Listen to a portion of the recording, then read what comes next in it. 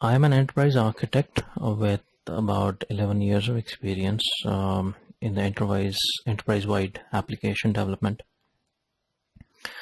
I've spent majority of my time in building, maintaining, evolving, and at times replacing Java EE based applications. But at heart, I am a designer of software systems, and more complex a system is, merrier it is for me. Sharing knowledge and experience to those willing to accept is my passion, and it helps me grow. It helps me grow because it reinforces my knowledge, but most importantly, it exposes me to brighter brains like you, who will probably share their experiences, their troubles and pain points with me.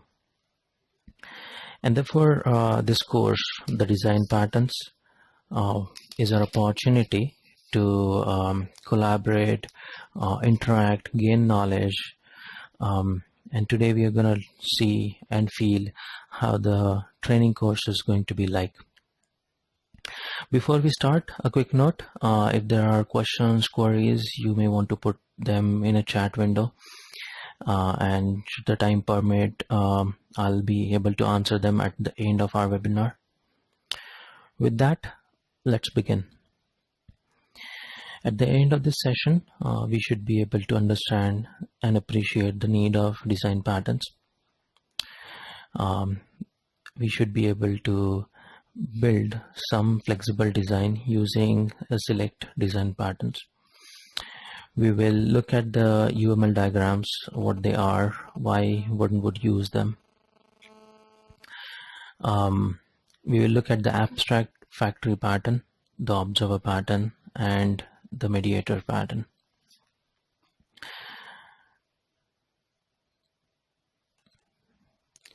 So let's understand what a pattern is. When you're seeing my screen, you will see there are some diagrams in a sequence, and some of us might have played with these kind of questions and trying to figure out what is the next number or diagram or an alphabet. This is a very general problem statement in the world of aptitude tests, and this is how and therefore ability to figure out the pattern is a crucial one. Now the pattern that we have on the screen, here is a solution. One of the characteristics of the pattern are that they are easy to recognize, right?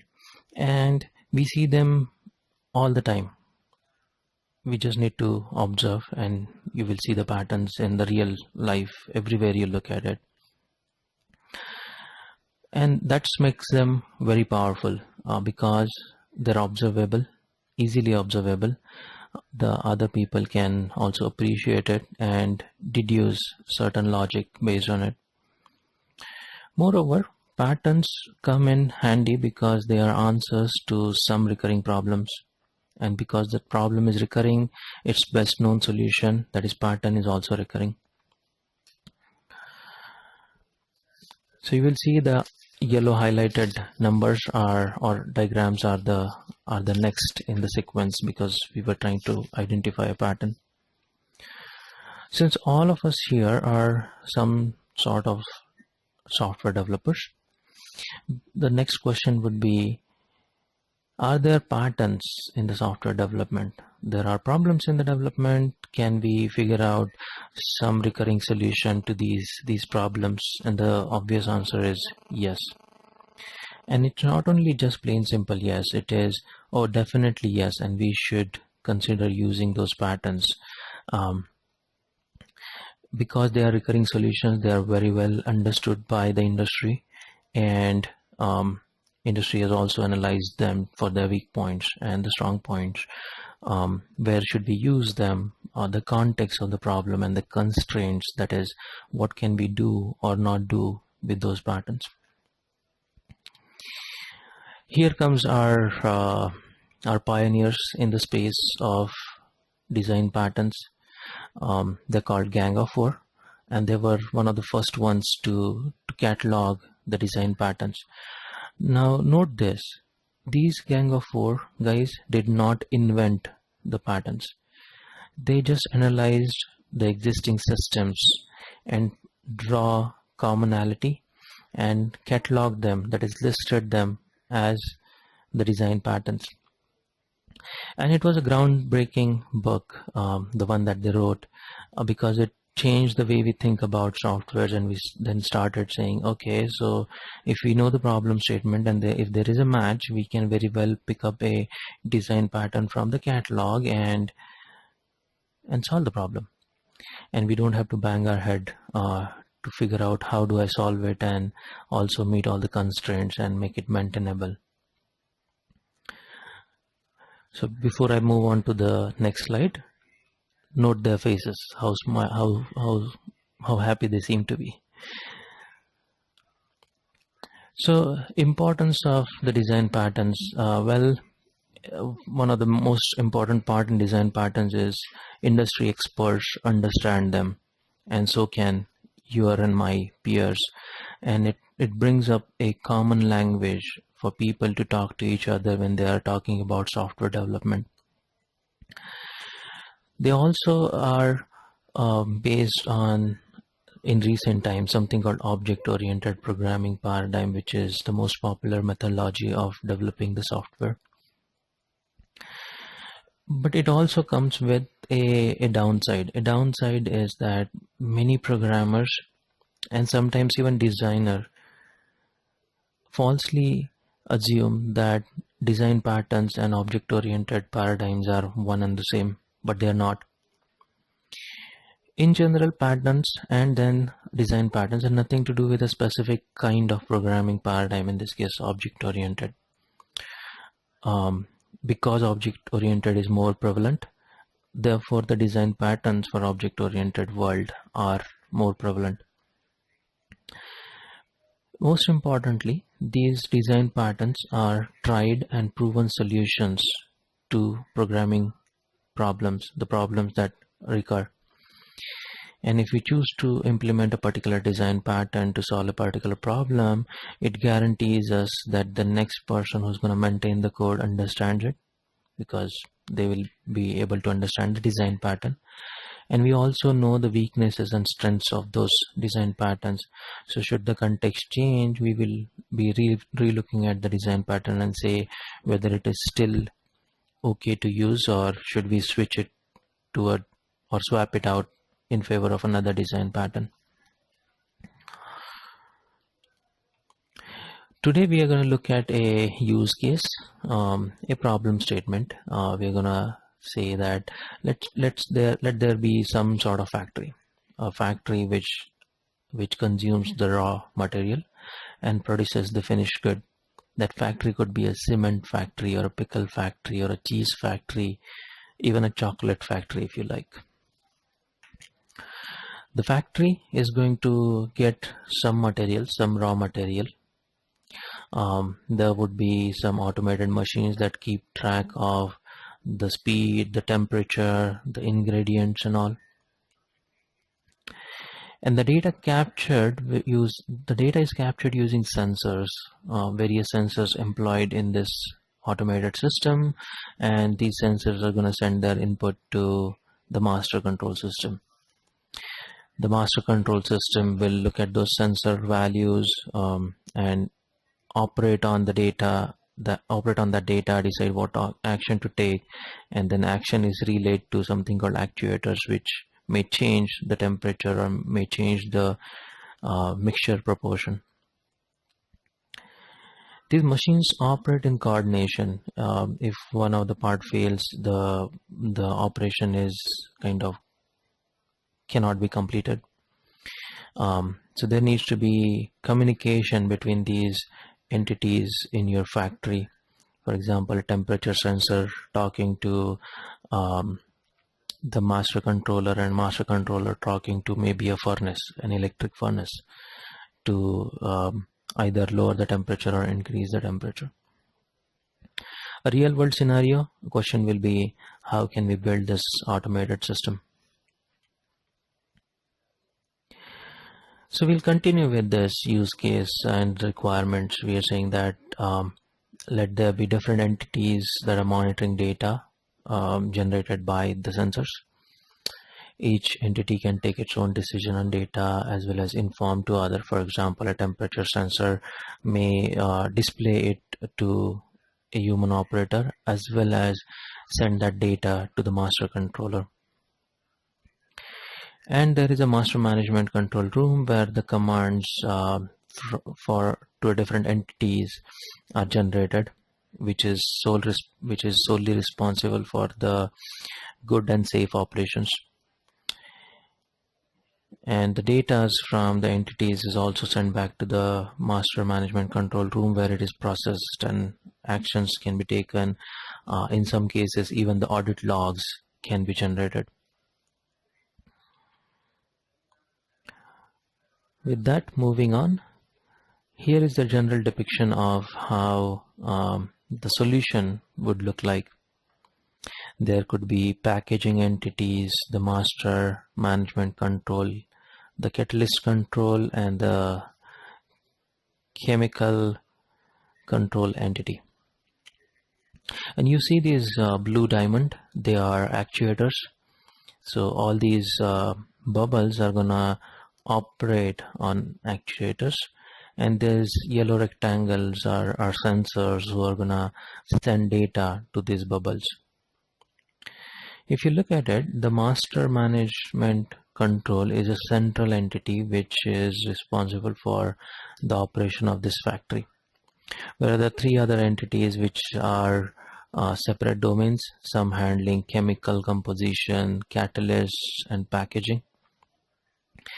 But it is the master management controller system which orchestrates various operations in this. So this is going to be a general depiction. We will then come to how a non-object oriented world can program it. They will probably go by procedural system, and they will put all the functionality pertaining to management control into something called a main function. And then main function may have certain other helping procedures or child procedures, subroutines, which allow main to segment its works. Well, it may solve your problem, but it may be hard to maintain. What happens, for example, the catalyst composition needs to change. You'll have to figure out the exact procedure where it needs to change, go update that procedure, recompile your code, test it out, and then deploy it into a production system. Now, the challenge here of the procedural system is that it thinks like human brain. You know, I walk up the stairs. If I need to go to, let's say, a third floor, I know that I have to walk up to the base of the staircase or at the elevator area and do a next step, maybe start climbing up or requesting the elevator based on what we choose to do, and so on and so forth. Essentially, a procedural language is more like one looking at it from a single point of view. In this case, if a human needs to go to a third floor, a human will start thinking what he needs to do and not what needs to happen in the environment that he is living in. Such procedures would be good if you are building a very small application, maybe something that accepts the data in the single form in a web UI. But this cannot scale when we are talking about complex enterprise-wide applications, especially those applications which are to be maintained for, let's say, 5 to 7 years. In fact, what ends up happening if you write procedural programming there is you write a lot of spaghetti code. And therefore, in general, one would want to move into the object-oriented paradigm where each entity is represented by an object or set of objects, and that allows you to maintain the program in the long run. Here comes the object-oriented world's kind of introduction.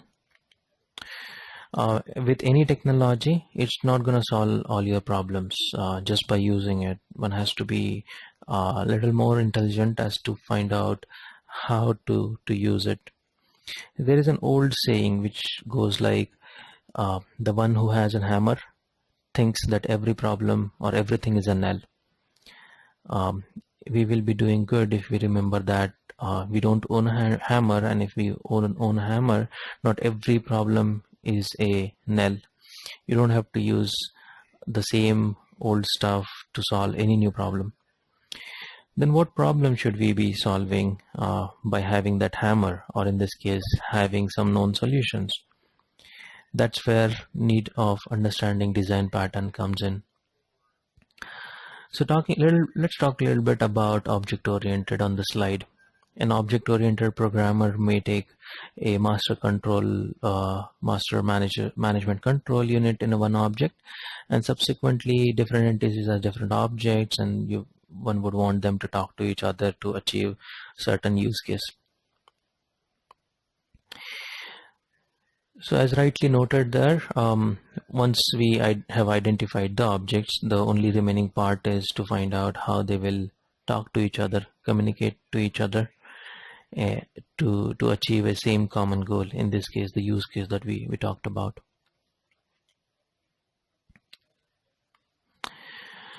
When we look at it, we definitely know that there is something missing. And what is it missing? Well, how about a change required because there is a new research coming in? Or how about I want to scale up my application? In this case, for example, I want to increase the unit production per day of my factory. In a software world, that will mean how can I make my application run faster? And most importantly, which is the life of any software, it has to evolve because the business needs change. And sometimes we add functions or features to the existing software. Let's say in case of a cement factory, I want to change my packaging from a 50 kg bag to maybe a 10 kg bag. And I also want to, let's say, change the material of the sack in which my cement gets packaged in. So in the life of a software, it is important to understand initially that a code needs to be maintainable. If I may share with you some statistics, it is very likely that a software application will spend 80% of its lifetime in the maintenance mode, where you're just making sure that the software survives in the production. Perhaps we spend about 10 to 12% of the time designing a system, and only maybe 8% time to write the code and test the code. And therefore, while building any system, one has to also consider what does it take to maintain it. And that is where, if you know the design patterns and if you apply them correctly, the answers will come naturally. Every design pattern will have, as I said, its own strength and weakness. And what matters in the maintenance mode of a software is how do we cope up with the weakness of any system. So as I said, the design patterns are kind of cataloged, right? And if you know the design pattern and if you know how to use it, you would be a better software developer. But there's a difference between knowing what a pattern is and knowing how and when to use it. If I may draw your attention to a difference between a knowledge and a wisdom. In knowledge, we'll say, oh, there is a design pattern catalog wherein there are patterns XYZ and it is to be applied in certain cases. But it is the wisdom which will tell you when exactly to use it, when you should not be using it. And generally that comes with experience. And I'm here with you to share that experience and some sort of wisdom. There is an old saying, if I may quote it here, knowledge is like knowing that tomato is a fruit, But wisdom is knowing that it is not to be put into a fruit salad. So if you look at a design pattern catalog and you find out, oh, well, there is an abstract factory, but if you don't know when and how to use it, that knowledge is not really useful, isn't it? You'll probably be creating more mess than you started with. And that's where we come in. We want to share with you the experience that we have in industry, and knowing, for example, an abstract factory. What is it and how to use it, and what is the consequence of using it in the maintenance mode. So with that, I am moving to the next slide. We're saying that we will model this manufacturing entity with some design patterns. For example, if you don't do it with design pattern, it'll work, but then in future when you want to extend the functionality or make it more maintainable or scalable, it will be a hard task to take up. So one also have to understand, okay, most of the time we think about building a new software.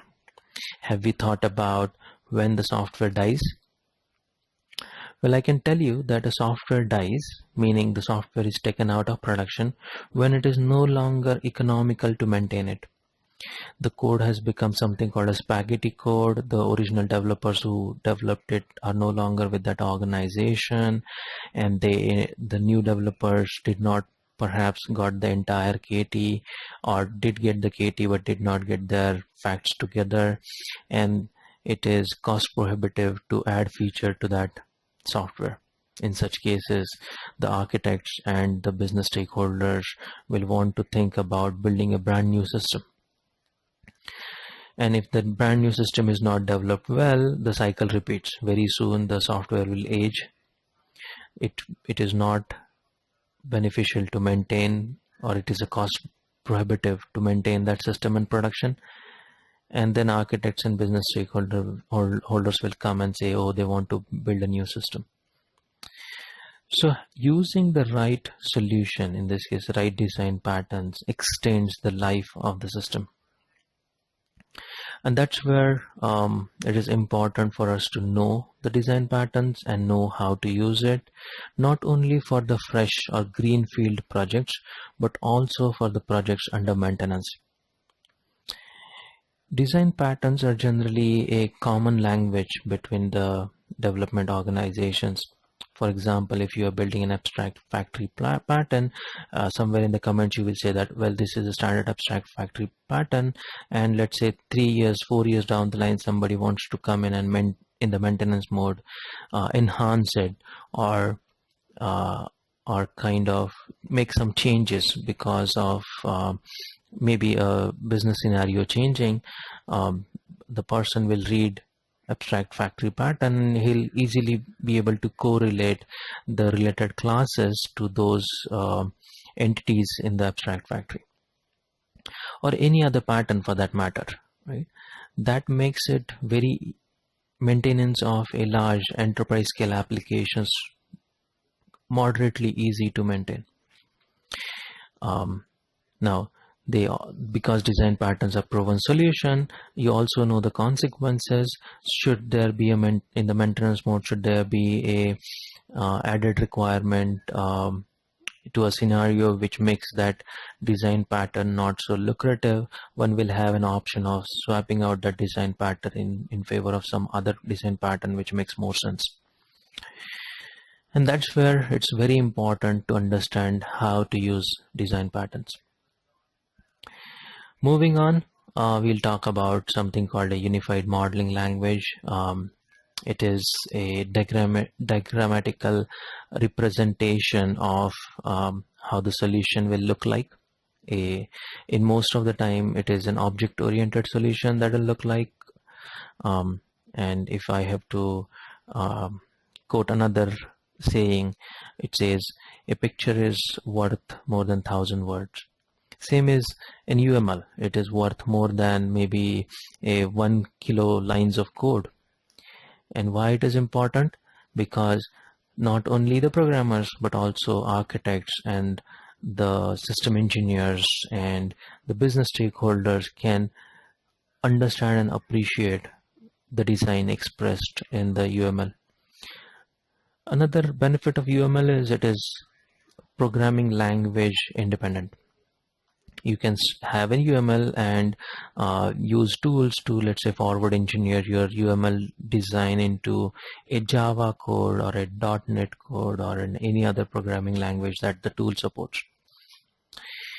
Talking about UML, it is a set of predefined diagrams and set of notations that one would use to show various aspects of the objects or classes. There are a set of diagrams shown on the picture, the categorization of them. Essentially, they are structural and behavioral diagrams. A structure has something to do with a static representation of the class or a package or a component.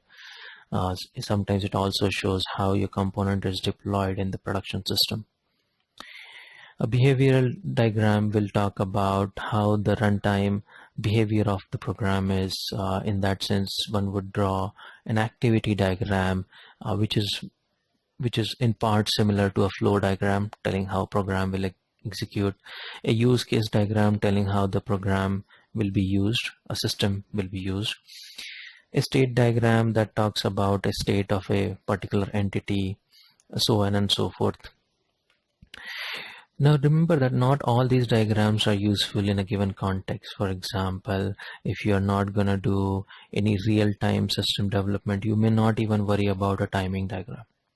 It may not add value to your design. But there will be places where you would want to use, let's say, a sequence diagram showing how the sequence of call flows happen in a particular use case realization. For our discussions, we are not going to do a lot of UML kind of designs or notations. So if you have not looked at in-depth UML, do not worry. We will just be drawing some block diagrams and using very minor features of the UML. We'll not be going into advanced UML. So no worries if you have not looked at the UML. There are tools to draw these diagrams. The free ones are Argo UML, Dia, UMLet, Star UML. They are free, open source with simple user interface. Allows you to create some diagrams quite quickly. And there are enterprise level modeling software applications like an enterprise architect by Microsoft. There is also an enterprise architect by IBM. There's a Magic Draw by No Magic Corporation. And IBM has always been leading with rational rows and likes of tool sets.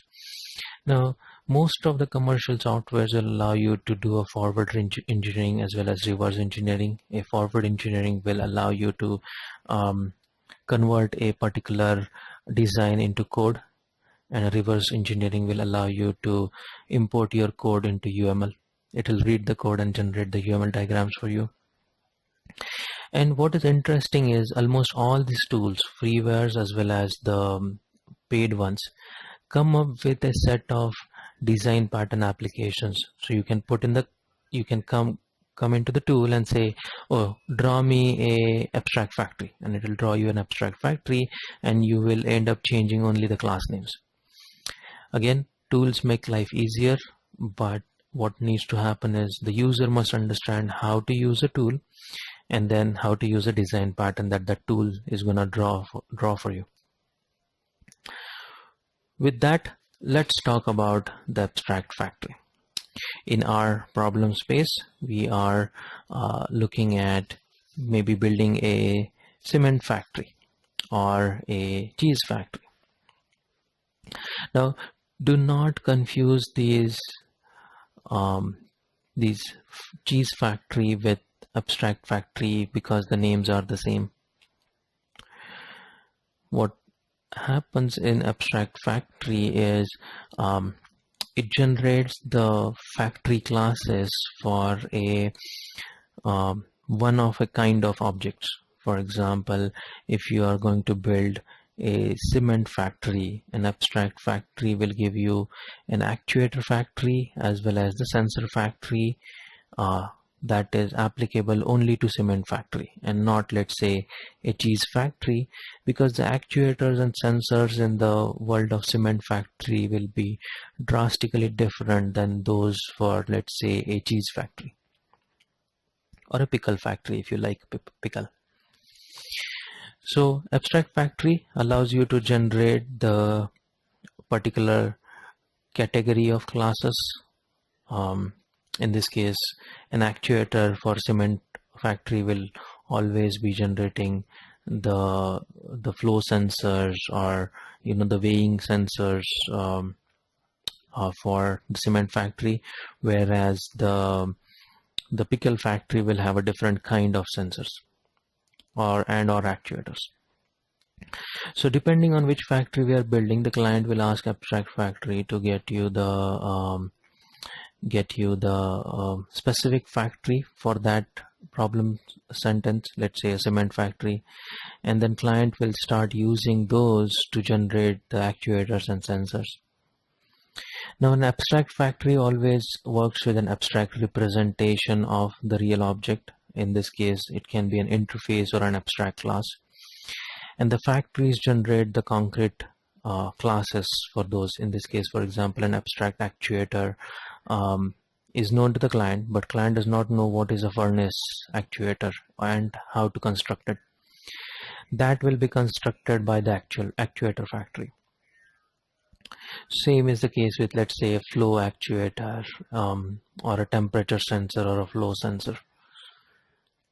So that's an abstract factory. Again, if you want to relate it to a real-time or real-life example in a software world, consider abstract factory as your theme in, let's say, Windows.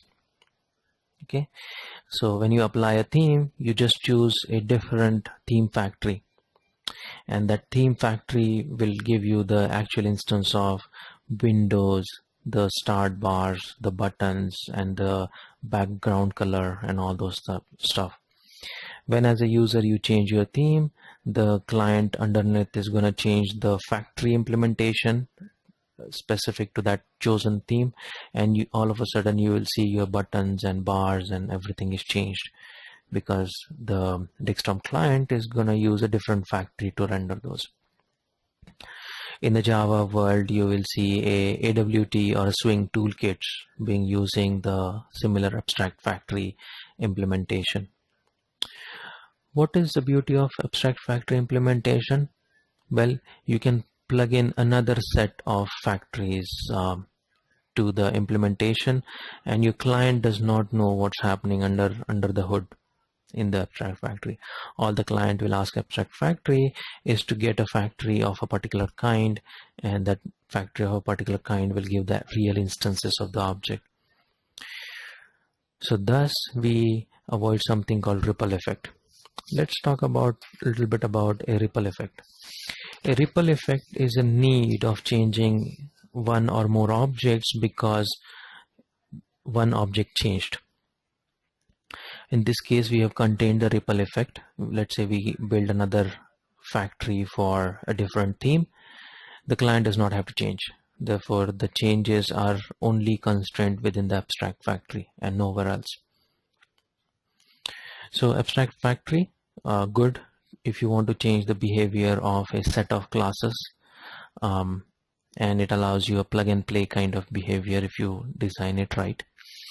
The client does not need to change, and thus you can add more behaviors on the fly when you need them.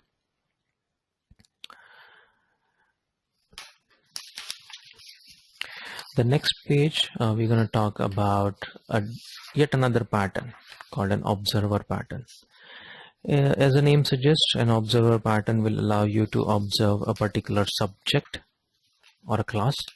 A class under observation is generally named a subject.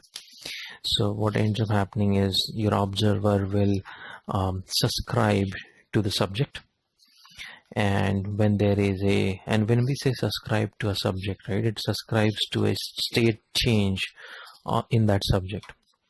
And what ends up happening is the subject will notify back to the observer when the state that observer was interested in changes. So if you look at the next diagram on the page, it shows you some UML diagram, and you don't have to worry about the UML diagram if you don't know it. It will show you a subject and observer. A line between subject and observer shows some sort of association. The observer will attach itself to the subject, or somebody else will attach the observer to the subject. That could be your master program. An observer can be detached. An observer, when attached, gets notified when a state of a subject changes, and then observer updates itself, or does some sort of update operation, and keeps listening for any future subject changes or subject state changes. In the lower half of a diagram, you will see that there is a packaging, a concrete subject, and a chemical control called a concrete observer. And when the packaging state changes, it will notify the chemical controller with an object state, with a new object's state, and the chemical control will kind of update itself with that new state, and that operation, it may tell about the change in the packaging to a master controller. With that, let's move on and talk something about a mediator pattern. Now we talked about observer. One would relate these observers to the sensors, right? An observer will be attached to a sensor, and when the sensor's value, for example, a temperature changes, it will tell it to the observer, and then observer will tell it to probably the master controller. But then the more number of observers you have and the sensors you have, the communication paths between these observers and the master controller becomes complex, right? There are, let's say, 10 different observers, all of them telling their values or talking to the master controller. Or in some even more complex scenarios, the observers talking to each other, which will then be a computational value, and the complexity will grow exponentially. For example, 10 objects talking to each other will mean 90 independent paths in which they can talk to each other. Such code becomes quite complicated to maintain and very prone to bugs and defects to be introduced. And therefore, in general, as a good practice, we avoid multiple communication channels between multiple objects or entities interacting, because there will be so many paths of communication. The testing becomes hard, and in fact it becomes real hard. And therefore we will look at a pattern called a mediator pattern, where we limit how much objects can talk to each other, and it is achieved by something called a mediator interface. Each object, which is in this case we call them colleagues, in our cases they could be observers, and each observer who wants to communicate with another entity will not talk to that entity directly, but go through a mediator, right?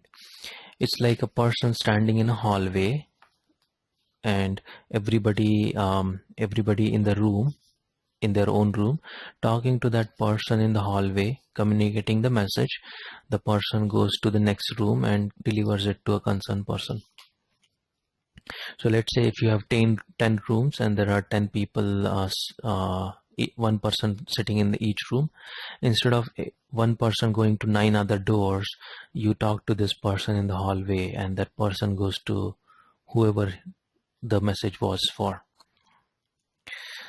So thereby, if you have 10 objects in earlier case we were saying 10 objects talking to each other will mean 90 independent paths.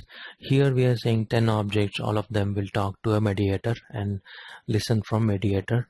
All of a sudden our independent communication paths become 20, right?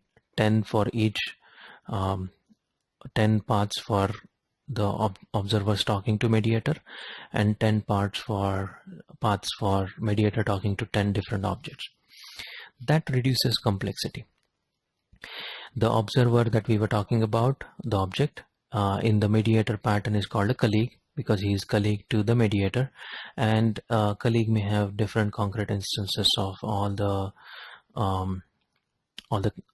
those people who are, or objects who are trying to talk. A mediator is an interface, so colleagues know about the mediator interface, but the actual concrete object or class may be different. And because it is interface driven, the controllers or the colleagues do not need to know about what the concrete mediator is. If we draw the parallel to the man standing in the corridor, in the hallway, the person sitting in the room only needs to know how to talk to that person. Maybe he can only speak in English, so you'll only talk in English, but you don't need to know the name of that person or in what shift that person is going to work and all that stuff. The person is still there. You just need to know that he can talk in English and he knows how to communicate a message to other colleague, and that's all. So in the UML depiction diagram, there is an association between a mediator and a colleague, and a mediator is extended or subclassed into a concrete mediator, and the colleagues may have one or more concrete instances of or concrete classes of the colleagues. With that, we have these three patterns that will help us solve the cement factory or a pickle factory or a cheese factory problem much easier. The mediator will talk to the central controller. The colleagues will be all sensors. The observers will be, rather the colleagues will be all the observers, and the sensors will be observed by the observer. And you have this abstract factory pattern which allows you to generate a specific category of sensors or actuators. And there are more design patterns to solve the majority of the problems in the software designs. And why there are so many design patterns?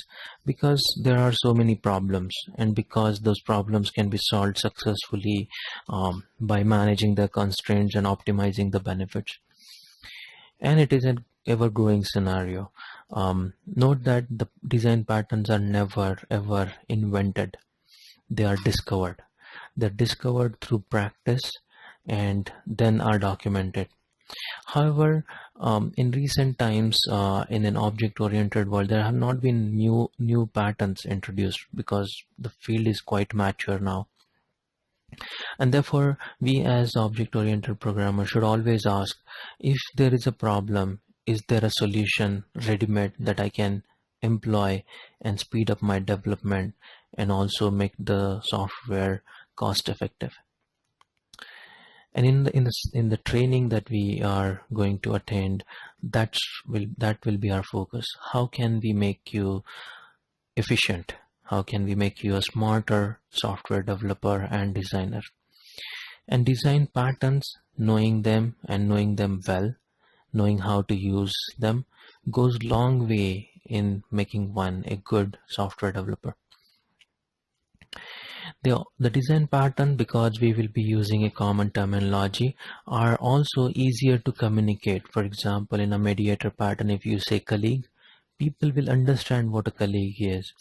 Or in an observer pattern, if you say subject, people will know subject is something that is being observed for the state change.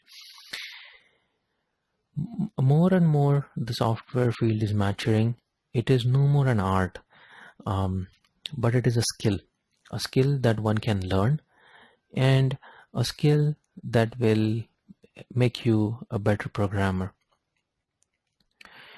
And knowing design patterns is an important skill in that spectrum. It allows you to talk to maybe your seniors, your architects, your colleagues in a common nomenclature, and it allows them also to get a feel that you understand and know what you're talking about, and you're not talking something that does not sound good or sounds foolish, if I may use that word.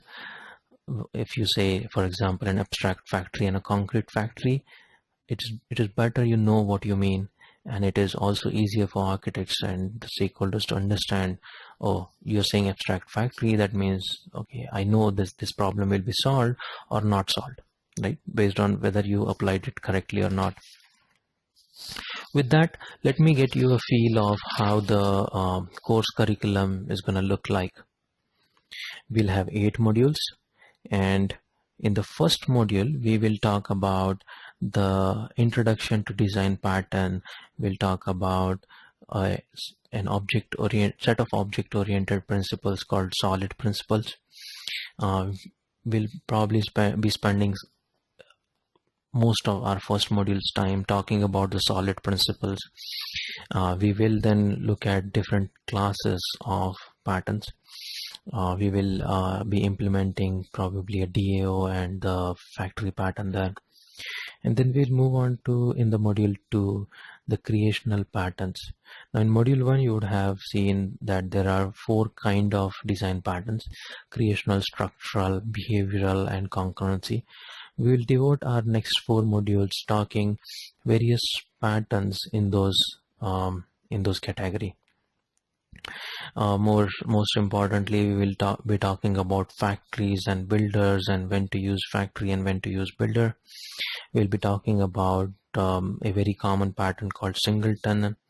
We'll be talking about prototype and object pools, which allows us some sort of caching. In module 3, a structural design pattern, we will be covering some interesting patterns like adapter and a bridge and a decorator, and we'll try to identify when to use an adapter and when to use a decorator. We'll look at the front controller and proxy and so on and so forth. In the module 4, when we talk about the behavioral pattern, we will look at something called chain of responsibility, command, a mediator, and an observer that we looked at. We'll do a deep dive there. We will look at template method and few more patterns there.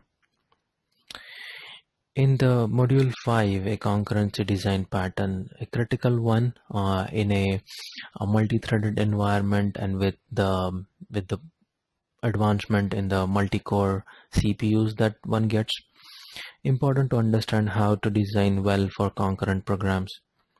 We'll be looking at monitor objects, active objects, thread pools, leader followers, and so on and so forth. In module 6, we will be looking at anti-patterns. A pattern not used well results in an anti-pattern.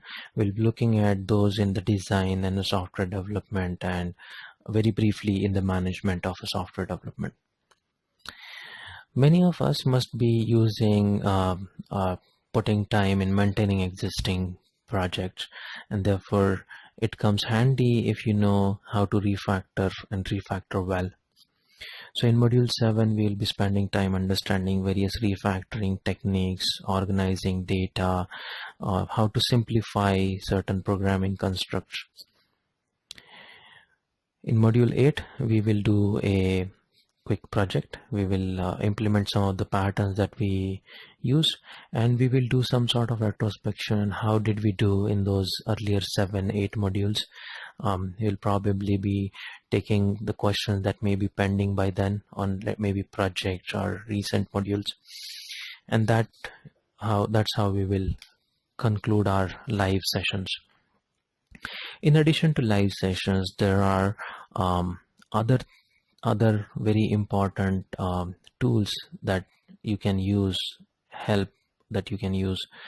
All the classes will be recorded and will be available in the Learning Management System, LMS. For your offline viewing, sometimes you want to revise certain concept, or you want to refresh and reinforce your understanding. A class recording will come handy in that case. We work 24/7. Anytime you have questions, technical difficulties, you can always call up, log tickets, ask questions. We believe in reinforcing the knowledge just there and there. Therefore, you will have module-wise quizzes, which will test how much did you grasp, and if you did not, there is an opportunity to ask question there and there itself, and we will try and reinforce the understanding. We will do some project work, and that will allow us to get our hands dirty, as they call it, and get the feel of how to apply design patterns, and we learn from each other. A particular design pattern may be used in a different context that we may not have thought of, and we will come to know about it. Doing a project work is an important step in the curriculum, because writing it is gonna imbibe the knowledge on your brains. We will have a verifiable certificate. Now that is important. Although your skills after this course will speak for themselves, because now you will be able to implement better solutions. There would be people, let's say in your management, or when you are looking out for a job, the people who will not be able to appreciate the skills you have, because they don't have that skill, right? You talk about abstract factory to an HR, the HR person will not know it, and that's where a verifiable certificate comes handy. You can always say that, well, look, I've done this course, and you can always go to Edureka and verify that I've done it. And with that, I can conclude my webinar. I hope this was a joyful experience to you, and you have learned at least 3 patterns, or learned about 3 patterns, and it makes you feel better. Most importantly, it makes you feel you're more skillful than an hour back. And I look forward to you in the upcoming training sessions, where we'll do a deep dive and try understanding it from a practical aspect as well as a theoretical aspect. We'll share you the knowledge that we have gained, the wisdom that we have, experiences, the pitfalls, how something that we thought will work did not work, and all sort of stuff. So I'm hoping to see you there. With that, I take your leave. Thank you for your time and opportunity to listen to me. Again, this was Jay Kumar, and I'm happy to have you. Thank you very much.